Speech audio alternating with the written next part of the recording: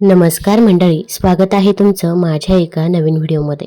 तर आज आहे माघ पौर्णिमा. मी तुम्हाला माघ पौर्णिमेची कथा सांगणार आहे. ही कथा ऐकल्यामुळे आपल्या घरामध्ये सुख शांती समृद्धी येते. तसेच भगवान विष्णू माता लक्ष्मीचा आशीर्वाद आपल्याला प्राप्त होत असतो. त्यामुळे व्हिडिओ स्किप न करता शेवटपर्यंत जरूर बघा. चॅनलवरती नवीन असाल तर चॅनल लाईक करा आणि सबस्क्राईब देखील करा. आणि कमेंटमध्ये ओम महालक्ष्मी नमः किंवा ओम नमो भगवते वासुदेवाय लिहायला विसरू नका, जेणेकरून आपल्याला देखील भगवान विष्णू आणि माता लक्ष्मीचा आशीर्वाद नक्कीच प्राप्त होईल. माघ पौर्णिमा आदिशक्तीच्या एका अवतार कार्याचे स्मरण करून देते. हे स्मरण भक्तांना दिलासा देणारे आहे. समुद्र मंथनातून अमृताचा कलश बाहेर पडताच अमरत्व प्राप्त होण्यासाठी तो घेण्यास देव आणि दानव यांच्यामध्ये झटापट चालू होणे. देव आणि दैत्य यांनी सागराचे मंथन चालू केले. या मंथनातून एक एक दिव्य अशा वस्तू बाहेर पडू लागल्या. यातून उच्चैश्रवा, घोडा, हलाहल, विष, अप्सरा आणि अमृताचा सुंदर कलश आला. हा कलश पाहताच देव आणि दैत्य झटापटी करू लागले, कारण अमृत पिण्यामुळे अमरत्व मिळणार होते. या संकटातून पार होण्यासाठी विष्णूने मोहिनीचे रूप धारण करताच तिच्याकडे पाहताच दैत्यांचे भान हरपून जाणे आणि मोहिनीने देवांना अमृत पाजणे, दैत्य तसेच राहणे. भगवान विष्णूंनी युक्ती काढली. त्यांनी एका सुंदर स्त्रीचे रूप घेतले. तिचे नाव मोहिनी. मोहिनीने आपल्या हाती कलश धरला. दैत्य तिच्याकडे पाहतच राहिले. अगदी ते भान हरपून गेले. मोहिनीने देवांना अमृत पाजले. दैत्य तसेच राहिले. मोहिनीने आपली माया टाकून हे संकट दूर केले. मोहिनी अंतर्धाम पावली. काही काळ गेला. भगवान शिवांना ते मोहिनी रूप पाहण्याची इच्छा झाली. ते विष्णूंकडे आले आणि म्हणाले, भगवान, आपले हे अलौकिक असे मोहिनी रूप दाखवा. भगवान विष्णूंनी मान्यता दिली. शंकर आणि पार्वती तेथे असतानाच विष्णूने पुन्हा मोहिनी रूप धारण केले आणि ते त्यांच्या समवेत आले. शंकर ते रूप पाहून थक्कच झाले. त्याचे भान जणू हरपले. विष्णूने ते मोहिनी रूप पार्वतीमध्ये अंतर्भूत केले आणि ते अंतर्धाम पावले. शंकराने पार्वतीकडे पाहिले. ते मोहिनी रूपात दिसू लागले. शंकरांना फार आनंद झाला आणि ते तिला म्हणाले, तुझे नाव महालया शक्ती असे राहील.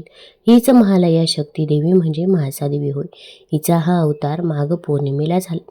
त्याची आणखी एक कथा अशी की पृथ्वीवर मनी आणि मल्ल या नावाचे दोन राक्षस ऋषी मुनींना आणि देवांना त्रास देऊ लागले. आश्रम उजाड पडले. अध्ययन संपले. सर्वत्र अत्याचाराचे थैमान चालू झाले. या अत्याचाराला आवर कोण घालणार? सर्व देव आणि ऋषीमुनी शिवलोकात गेले. तेथे भगवान शंकर पार्वतीसह आसनावर बसले होते.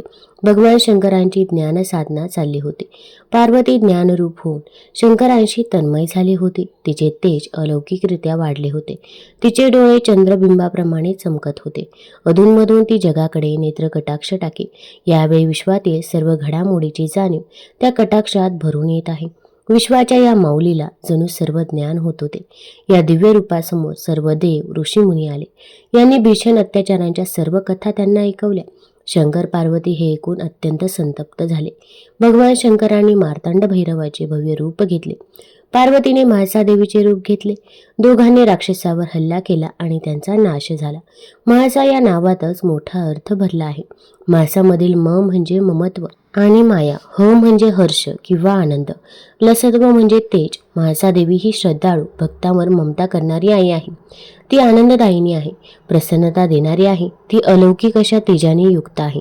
माघ पौर्णिमा या तेजस्वी देवतेची अवतार कथा सांगते. एका पौराणिक कथेनुसार कांतिका नगरात धनेश्वर नावाचा ब्राह्मण राहत होता. दररोज मिळत असलेल्या भिक्षा आणि दान यावर त्याची उपजीविका सुरू होती. त्याला संतान नव्हते. एकदा त्याची पत्नी भिक्षा मागण्यासाठी नगरात गेली असताना तिला सर्वांनी वांज म्हणून भिक्षा देण्यास नकार दिला. तेव्हा तिला एकाने 16 दिवस कालीदेवीची पूजा करण्यास सांगितले. सांगितल्याप्रमाणे पती पत्नीने तसेच केले. त्यांची भक्ती बघून 16 दिवसानंतर देवी प्रकट झाली आणि देवीने ब्राह्मणाच्या पत्नीला गर्भवती होण्याचा आशीर्वाद दिला आणि म्हटले की आपल्या सामर्थ्यानुसार प्रत्येक पौर्णिमेला दिवा लावा. या प्रकारे प्रत्येक पौर्णिमेला दिवे वाढवत जावे, जोपर्यंत किमान 32 दिवे होत नाही. मग ब्राह्मणाने आपल्या पत्नीला पूजेसाठी झाडावरून आंब्याचं कच्चं फळ तोडून दिले आणि पूजा केल्यावर त्याची पत्नी गर्भवती झाली. प्रत्येक पौर्णिमेला देवीने सांगितल्याप्रमाणे ती दिवे लावत होती. देवीच्या कृपेने तिने एक पुत्राला जन्म दिला, ज्याचे नाव देवदास असे ठेवले. देवदास मोठा झाल्यावर त्याला त्याच्या मामासोबत शिक्षण घेण्यासाठी काशी येथे पाठवले. काशीत असे काही घडले की धोक्याने देवदासचा विवाह झाला देवदास म्हणाला की तो अल्पायू आहे, तरी बळजबरी त्याचे विवाह केले गेले. जेव्हा देवदासला घेऊन जाण्यासाठी काळ आला तर ब्राह्मण दाम्पत्याने पौर्णिमेचं व्रत केलं होतं, म्हणून काळ त्याला घेऊन जाण्यात असमर्थ ठरला. तेव्हापासून पौर्णिमा व्रत केल्यानं संकट टळतं आणि सर्व इच्छा पूर्ण होतात असं म्हटलं जातं. तसेच या दिवशी अन्नपूर्णा मातेची आणि सत्यनारायणाची कथा देखील ऐकली जाते. यामुळे आपल्याला अन्नपूर्णा मातेचा, सत्यनारायणाचा आशीर्वाद हा देखील प्राप्त होतो. कमेंटमध्ये एकदा ओम अन्नपूर्णे नमः तसेच ओम नमो भगवते वासुदेवाय जरूर लिहा. चॅनलवरती नवीन असाल तर चॅनल लाईक करा, सबस्क्राईब देखील करा. मुनी हो, मी आणखी एक श्री सत्यनारायणाची कथा सांगते. एका पूर्वी उल्कामुख नावाचा एक सत्यव्रती व भक्तिमान राजा होऊन गेला. त्याची पत्नी पतिव्रता व लावण्यवती होती. एक दिवस तो राजा नदीच्या तीरावर श्री सत्यनारायणाचे पूजन करत असता तेथे साधू नावाचा एक वाणी आला. ते व्रत पाहून साधू वाण्याने त्याची माहिती विचारली. नंतर त्याने तीर्थप्रसाद घेतला. त्या साधू वाण्याला संतती नसल्यामुळे फार दुःख होत असे. तेव्हा हे व्रत करण्याचा निश्चय करून तो घरी गेला आणि त्याने आपल्या लीलावती नावाच्या पत्नीला आपण केलेला नवस सांगितला. श्री सत्यनारायणाच्या कृपेने लीलावती गर्भवती राहिली व 9 महिन्यांनी तिला एक सुंदर कन्या झाली. तिचे नाव कलावती असे त्यांनी ठेवले. ती चंद्राच्या कलेप्रमाणे दिवसेंदिवस वाढू लागली. पण त्या साधू वाण्याला श्री सत्यनारायणाच्या पूजेची आठवण झाली नाही. पत्नीने आठवण केल्यावर मुलीच्या लग्नाच्या वेळी श्री सत्यनारायणाची पूजा करू असे त्यांनी ठरवले. पुढे मुलगी मोठी झाल्यावर तिचे लग्न कांचन नावाच्या नगरातील एका योग्य वाण्याच्या मुलाबरोबर ठरवले. मोठ्या आनंदपूर्वक साधू वाण्याने तिचे लग्न करून दिले. पण त्याला श्री सत्यनारायणाच्या पूजेची आठवण राहिली नाही. त्यामुळे भगवान सत्यनारायण त्यांच्यावरती रागवले. ती हकीकत आता ऐका. थोड्याच दिवसात तो साधूवाणी व्यापारासाठी जावयासह सिंधू नदीच्या तीरावर असणाऱ्या रत्नपूर नगरात गेला. तेथे व्यापार करून काही दिवस सुखात गेल्यावर श्री सत्यनारायणाच्या शापाने त्याला भयंकर दुःख प्राप्त झाले. थोड्या दिवसांनी तेथील चंद्रकेतू राजाच्या वाड्यात चोरी झाली व द्रव्य घेऊन चोर पळू लागले. राजदूतांनी त्यांचा पाठलाग केल्यामुळे ते घाबरले व शेजारीच असलेल्या साधूवाण्याच्या घरी त्यांनी ते चोरीचे सामान टाकून दिले. पाठीमागून राजदूत आले. त्यांनी वाण्याला चोर म्हणून पकडून जावयासह राजासमोर आणून उभे केले. राजानेही फारसा विचार न करता त्यांना बंदीत टाकले. इकडे साधू वाण्याच्या घरीही चोरांनी सर्व लुटून नेले. त्यामुळे त्याची बायको व मुलगी यांना अतोनात दुःख होऊन त्या घरोघरी शिक्षा मागत फिरू लागल्या. एक दिवस भुकेने व्याकुळ झालेली कलावती एका ब्राह्मणाच्या घरी गेले. तिथे श्री सत्यनारायणाची पूजा चालू होती. तिथे तीर्थप्रसाद घेऊन तिने आपल्यावर कृपा करण्याकरता श्री सत्यनारायणाची प्रार्थना केली. नंतर घरी जाऊन तिने सर्व हकीकत आपल्या आईला सांगितली. ते ऐकून साधू वाण्याच्या पत्नीला श्री सत्यनारायणाची आठवण होऊन तिने श्री सत्यनारायणाचे पूजन केले व हात जोडून ती म्हणाली, हे भगवंता, पती व जावई यांचे अपराध माफ करून आपण आम्हाला क्षमा करावी. श्री सत्यनारायणाने संतुष्ट होऊन चंद्रकेतू राजाच्या स्वप्नात जाऊन सांगितले, राजा, जे 2 वाणी तू बंदीत ठेवले आहेस त्यांना सकाळी सोडून दे. त्याचप्रमाणे त्यांचे सर्व धनही त्यांना परत देऊन टाक. त्याप्रमाणे सकाळी राजाने सभेमध्ये ते स्वप्न सांगून त्या 2 वाण्यांना समोर आणवले व तो त्यांना म्हणाला, वैश्य हो, तुमच्या दैवयोगाने तुम्हाला पुष्कळ दुःख भोगावे लागले. आता तुम्ही सुखाने आपल्या घरी जा. असे सांगून त्यांना वस्त्रे व अलंकार देऊन त्यांचा गौरव केला. त्यांचे सर्व धनही त्यांना परत दिले. साधू वाण्याने व त्याच्या जावयाने राजाला नमस्कार केला व आपल्या नगरात जायची ते तयारी करू लागले. नंतर साधू आणि सर्वांचा आशीर्वाद घेऊन जावयासह स्वतःच्या नगरात जाण्यास सिद्ध झाला. त्याने नौका ठरवून सर्व माल त्यावर भरला. तेव्हा त्याची परीक्षा पाहण्याकरता श्री सत्यनारायणांनी संन्यास वेश घेतला व ते साधू वाण्याला म्हणाले, हे साधू, या नौकेत काय आहे? द्रव्याने चढून गेलेले ते 2 वाणी उपहासाने त्याला म्हणाले, संन्यासी महाराज, आपल्याला द्रव्य पाहिजे म्हणून विचारत आहात काय? पण ती आमची नौका पालापाचोळ्यांनी भरलेली आहे. ते असत्य भाषण ऐकून भगवान फक्त एवढेच म्हणाले, तुझे म्हणणे खरे हो. असे म्हणून भगवान त्या तीरावर पलीकडे जाऊन बसले.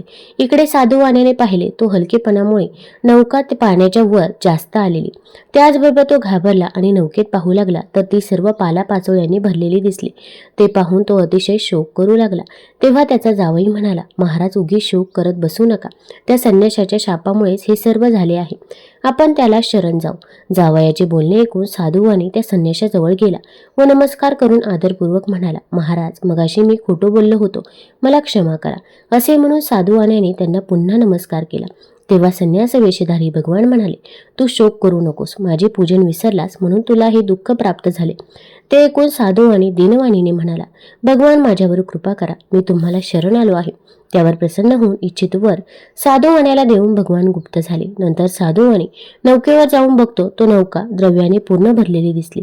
तेव्हा साधूवाण्याने मित्रांसह व जावयासह श्री सत्यनारायणाची यथासांग पूजा केली. नंतर नौका पाण्यात लोटून तो घरी जाण्यास निघाला. त्याच्या नगराच्या जवळ तीरावर आल्यावर त्याने एक दूत घरी पत्नीला कळवण्याकरता पाठवला. दूताने सांगितलेले वर्तमान ऐकून साधूवाण्याची बायको पती दर्शनासाठी बंदरावर गेली. जाताना मुलीला सत्यनारायणाची पूजा कर असे सांगून ती घाईने गेली. आईने सांगितल्याप्रमाणे कलावतीने सत्यनारायणाची पूजा केली, पण ती पतीच्या दर्शनाला उत्सुक झाल्यामुळे तीर्थप्रसाद न घेता तशीच बंदरावर गेली. त्यामुळे रागवलेल्या सत्यनारायण प्रभूने तिचा पती असलेली नौका पतीसह पाण्यात बुडवली. ते पाहून कलावती शोकाने विव्हळ होऊन जमिनीवर पडली. भयभीत झालेल्या साधूवाणी आणि त्याची पत्नी हा प्रकार पाहून आश्चर्यचकित होऊन अगदी घाबरून गेले. कलावती व तिची आई यांनी अत्यंत शोक केला व कलावती सती जाण्यास सिद्ध झाली. ते पाहून साधूवाणी म्हणाला, हे संकट टळेल तर मी श्री सत्यनारायणाची पूजा करेन. हे ऐकून दीनदयाळू सत्यनारायण आकाशवाणीने म्हणाले, हे साधू, तुझी कन्या तीर्थप्रसादाचा त्याग करून पती दर्शनासाठी आली आहे, त्यामुळे हा प्रकार घडला आहे. ती घरी जाऊन तीर्थप्रसाद घेऊन येईल तर तिला तिचा पती निसंशय प्राप्त होईल. ही आकाशवाणी ऐकून कलावती घरी गेली व तीर्थप्रसाद घेऊन परत बंदरात आली. तोच तिचा पती स्वजनांसह तिच्या दृष्टीस पडला. मग ते सर्वजण अतिशय आनंदित होऊन घरी गेले. नंतर तो साधूवाणी प्रत्येक पौर्णिमेला श्री सत्यनारायणाची पूजा करू लागला. या लोकी तो सुखी झाला व शेवटी मोक्षाला गेला. जो कोणी अति दुर्लभ असे श्री सत्यनारायणाचे व्रत करतो व फळ देणारी ही कथा भक्तिभावाने ऐकतो, त्याला सत्यनारायणाच्या प्रसादाने धनधान्य वगैरे वस्तूंचा लाभ होतो. दारिद्र्याला धन मिळते. बंधनात असेल तो बंधनातून मुक्त होतो. भीतीग्रस्त झाला असेल तो भीतीपासून मुक्त होतो, यात संशय नाही. त्याला इच्छिलेले सर्व फळ मिळते. त्याला सत्यनारायण लोक प्राप्त होतो. मुनी हो, असे हे सत्यनारायण व्रत मी तुम्हाला सांगितले. हे व्रत केले असता मनुष्य सर्व दुःखांतून मुक्त होतो. विशेष करून कलियुगात श्री सत्यनारायणाची पूजा फळ देणारी आहे. हा सत्यनारायणाला कोणी काल म्हणतात, कोणी सत्यदेव म्हणतात, कोणी ईश म्हणतात, तर कोणी सत्यनारायण म्हणतात. याचे जो नित्य पठण करतो किंवा श्रवण करतो त्याची सर्व पापे श्री सत्यनारायणाच्या प्रसादाने नाहीशी होतात, यात काही शंका नाही. माता अन्नपूर्णेची कहाणी. काशीनगरात धनंजय नावाचा एक विद्वान ब्राह्मण राहत होता. त्याच्या बायकोचे नाव होते सुलक्षणा. त्यांच्या घरात 18 दारिद्र्य होते. एक दिवस बायको बोलल्यामुळे धनंजयला फार वाईट वाटलं व त्याने शंकराची तपश्चर्या करायला सुरुवात केली. 3 दिवस गेल्यावर शंकराने त्याच्या कानाजवळ अन्नपूर्णा अन्नपूर्णा अन्नपूर्णा असे शब्द उच्चारले. त्याला त्याचा अर्थ कळला नाही, म्हणून त्याने पुन्हा तपश्चर्येला सुरुवात केली. तेव्हा रात्री शंकराने त्याला दृष्टांत दिला, मुला, तू पूर्व दिशेला जा, तुझे मनोरथ पूर्ण होईल. दुसऱ्या दिवशी तो पूर्वेकडे निघाला. बरेच दिवस गेल्यावर एका पौर्णिमेच्या रात्री तो सरोवराजवळ पोहोचला. तेथे हजारो सुंदर अप्सरा एक व्रत करत असलेल्या त्याला दिसल्या. त्याने त्यांना विचारले, हे तुम्ही काय करता? अप्सरा म्हणाल्या, आम्ही अन्नपूर्णेचं व्रत करत आहोत. हे व्रत कोणीही करू शकतो. 21 दिवसांसाठी 21 गाठी असलेला दोरा घ्यावा. 21 दिवस नसल्यास 1 दिवस तरी उपवास करावा आणि हे सुद्धा शक्य नसेल तर कहाणी ऐकून प्रसाद भक्षण करावा. उपवास करून कहाणी ऐकायला कोणी मिळाले नाही तर पिंपळाचे पान समोर ठेवावे, दिवा ठेवावा आणि शंकर पार्वतीला साक्षी मानून कहाणी ऐकल्याशिवाय अन्न घेऊ नये. चुकीने अन्न ग्रहण झाल्यास दुसऱ्या दिवशी उपवास करावा. व्रत करायच्या दिवशी रागवू नये, खोटे बोलू नये. हे व्रत केल्याने आंधळ्याला दृष्टी, लुळ्याला पाय येतात, निर्धनाला पैसा मिळतो, पुत्र नसेल त्यांना पुत्र लाभ होतो, जो कोणी मूर्ख असेल त्याला विद्या प्राप्त होते व जी जी इच्छा धरून हे व्रत करेल त्याची ती इच्छा पूर्ण होते. ब्राह्मण म्हणाला, बाई, मला खायला अन्न नाही, ल्यायला वस्त्र नाही, विद्येचे नाव नाही, मी एक गरीब दुःखी ब्राह्मण आहे. आपण मला व्रताचे सूत द्याल का? अप्सरा म्हणाल्या, देऊ, पण तू त्याचा अपमान करता कामा नाही, त्याची हेळसांड करता कामा नाही. हे घे ते पवित्र सूत. धनंजयाचे मग व्रत पुरे झाल्यावर सरोवरातून 21 पायऱ्या असलेली सोन्याची शिडी वर आली. धनंजय शिडीवरून खाली उतरू लागला. खाली सरोवरात उतरल्यावर त्याला अन्नपूर्णेचं मंदिर दिसलं. सोन्याच्या सिंहासनावर अन्नपूर्णा बसली होती आणि शंकर दोन्ही हात जोडून याचकाप्रमाणे तिच्या समोर उभे होते. किन्नरी देवीवर छत्र चामरे ढाळीत होत्या. यक्षस्त्रिया सशस्त्र पहारा करत होत्या. ते पाहून आश्चर्यचकित झालेला धनंजय पुढे गेला आणि त्याने माता अन्नपूर्णेचे पाय धरले. देवी हसून म्हणाले, वत्सा धनंजया, तू माझे व्रत केलं आहेस. मी तुझ्यावर प्रसन्न झालो आहे. तू सुखी होशील. सारे जग तुझी वाहवा करेल. तुला काही कमी पडणार नाही. देवीने आपल्या वरदहस्त धनंजयच्या डोक्यावर ठेवले. त्याचबरोबर विद्यादेवी त्याच्या जिभेवर नाचू लागली. त्याला अत्यानंद झाला. त्यानेच त्याला मूर्छा आली. शुद्धीवर येऊन पाहतो तो आपण काशी विश्वेश्वराच्या मंदिरात आहोत असे त्याला आढळून आले. तो घरी गेला. सर्व हकीकत बायकोला सांगितले. मातेच्या आशीर्वादाने भरभरून संपत्ती त्याच्या घरी येऊ लागली. त्याचे दुःख दारिद्र्य दूर झाले. त्याचा मान सन्मान वाढला. त्याचे नातेवाईक त्याला मान देऊ लागले.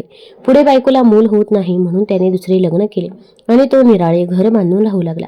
एके दिवशी सुलक्षणा आपल्या नवऱ्याला म्हणाली, महाराज, आपल्याशी माझी एकच मागणी आहे. आपणाला हे वैभव आणि सुख मिळाले आहे ते अन्नपूर्णेच्या प्रसादाने मिळाले आहे. तरी आपण तिचे व्रत सोडू नये. तिचे बोलणे ऐकून तो तिच्याबरोबर व्रत करण्यास बसला. दुसरीला त्यातले काहीच माहिती नव्हते. ती आपल्या नवऱ्याची वाट पाहत बसली. 1 दिवस झाला, 2 झाले, असे 18 दिवस झाले तरी धनंजय परत आला नाही. शेवटी तिला समजले की आपला नवरा आपल्या सवतीकडे गेला आहे. 18 दिवस राहत आहे.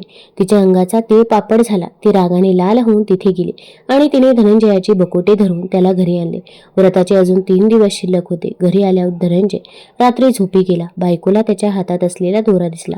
तिने तो तोडला आणि चुलीत जाळून टाकला. अन्नपूर्णा कोपली. त्यामुळे धनंजयचे घर सामाना सुमाना सकट जळून भस्म झाले. सुलक्षणाला समजलं की हा देवीचा कोप आहे. तिने धनंजयला आपल्या घरी बोलवलं. सवत मात्र आपल्या माहेरी निघून गेले. सुलक्षणेच्या सांगण्यावरून धनंजय परत त्या सरोवराकाठी गेला. त्याने पुन्हा व्रत केलं. पहिल्याप्रमाणे शिडीवर आली. तो देवीच्या मंदिरात गेला. त्याला परत आलेला पाहून देवीचे नौकर त्याला मारण्यास धावले. त्यावर देवी म्हणाली, थांबा, त्याला मारू नका. तो ब्राह्मण आहे. तो अवध्य आहे. त्याने माझे व्रत केलं आहे. नंतर देवी त्याच्याकडे पाहत म्हणाली, मला सर्व काही समजलं आहे. जा, ही माझी सोन्याची मूर्ती घे. दररोज हिची पूजा कर. तू फिरून सुखी होशील. तुला माझा आशीर्वाद आहे. तुझी प्रथम पत्नी सुलक्षणा हिने माझी मनोभावी सेवा केली आहे. व्रत केले आहे. तिला सर्व गुण संपन्न असा मुलगा होईल. प्रसन्न अंतकरणाने धनंजय घरी परतला. तो दररोज भक्तिभावाने अन्नपूर्णेचा पूजापाठ करू लागला. पुढे काही दिवसांनी सुलक्षणेला मुलगा झाला. सारे गावकरी चकित झाले. धनंजय त्यांना म्हणाला, बाबांनो, मी आता अन्नपूर्णेचे व्रत केले. देवी प्रसन्न झाली आणि तिच्या आशीर्वादाने आजचे वैभव, मानसन्मान आणि पुत्रलाभ मला झाला. ते कोणत्या गावातील श्रीमंत शेठजीने देवीचे व्रत केले. त्यालाही मुलगा झाला. त्याने अन्नपूर्णेचे मंदिर बांधले. मोठ्या समारंभाने त्याने मंदिरात देवीची स्थापना केली. धनंजयालाच तेथे पुजारी नेमले. आता धनंजय आपल्या बायको मुलासह त्या मंदिरात राहू लागला. त्याला खूप धनदौलत मिळू लागली. इकडे दुसऱ्या बायकोच्या माहेरी दरोडा पडला. सर्व घरदार चोरांनी लुटून नेले. तिला पोटासाठी दारोदार भीक मागावी लागली. तिच्या अन्नदशीची हकीकत सुलक्षणेच्या कानावर आली. तिने तिला घरी आणले. न्हाऊ माकू घालून चांगले कपडे दिले आणि तिला आपल्याजवळ ठेवून घेतले. मातेच्या कृपा प्रसादाने धनंजय, सुलक्षणा आणि त्यांचा मुलगा यांना सुख आणि मानमान्यता मिळाली. ती सर्व सुखी झाली. तसे सुख आपण सर्वांना देवीच्या कृपा प्रसादाने मिळू. तात्पर्य हेच की आपण जशी करणी करतो तसेच फळ आपल्याला मिळते. आपण चांगले कर्म केलं तर चांगले फळ मिळते आणि वाईट कर्म केलं तर त्याचे फळ दुःख, दारिद्र्य, नाना तऱ्हेच्या व्याधी उपादांनी भोगावे लागते. तुम्हाला जर ही कथा आवडली असेल तर चॅनल लाईक करा, सबस्क्राईब करा आणि आपल्या मित्रपरिवारासोबत जरूर शेअर करा. धन्यवाद.